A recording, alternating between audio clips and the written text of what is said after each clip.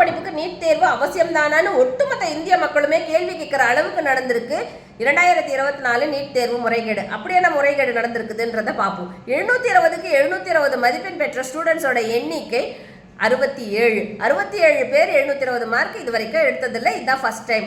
என்னோட கேள்வி அது இல்லை. 720 மதிப்பெண்கள் பெற்ற ஸ்டூடெண்ட்ஸில் பெரும்பான்மையானோர் ஒரு குறிப்பிட்ட இன்ஸ்டிடியூஷனை சேர்ந்தவங்களா இருக்காங்க. இது நம்மளை கேள்வி கேட்க வைக்குது.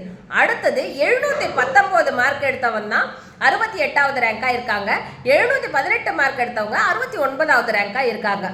இது நீட் தேர்வில் 718 719 சாத்தியமே இல்லாத ஒன்று. ஏன்னா ஒரு கேள்வி கரெக்டாக எழுதுகிற பட்சத்தில், அதாவது சரியான பதிலை எழுதும்போது ஒரு பிள்ளைக்கு 4 மார்க் கிடைக்கும்.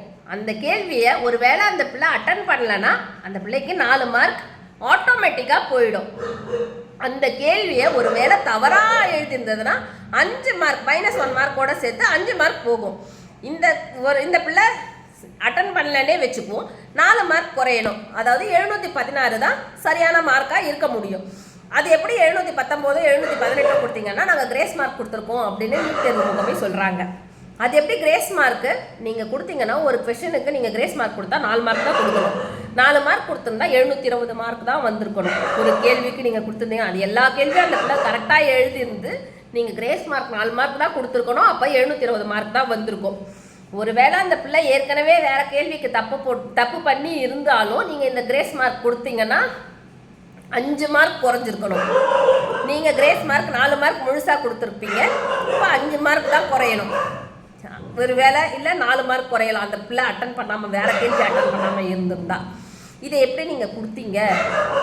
எப்படி என்னன்னா இந்த பிள்ளைக்கு மட்டும் பாகுபாடு பார்த்து 3 மார்க் கொடுத்தீங்களா? அடுத்து அந்த பிள்ளைக்கு 718 எடுத்த பிள்ளைக்கு 2 மார்க் கிரேஸ் மார்க்காக கொடுத்தீங்களா? அது எப்படி OMR ஷீட்டில் ஃபில் பண்ணுற ஆன்சருக்கு நீங்கள் எப்படி பாகுபாடு பார்த்து 2 மார்க் 1 மார்க்கு 3 மார்க்கு 4 மார்க்குன்னெலாம் போட முடிஞ்சுது? அப்போ 4 மார்க் போட்டவங்களுக்கு எதை வச்சு நீங்கள் 4 மார்க் போட்டீங்க? இதெல்லாம் கேள்வியாக இருக்குது. அடுத்தது ஆள்மாறாட்டம். இது முக்கியமான சப்ஜெக்ட். இங்கே வருவோம்.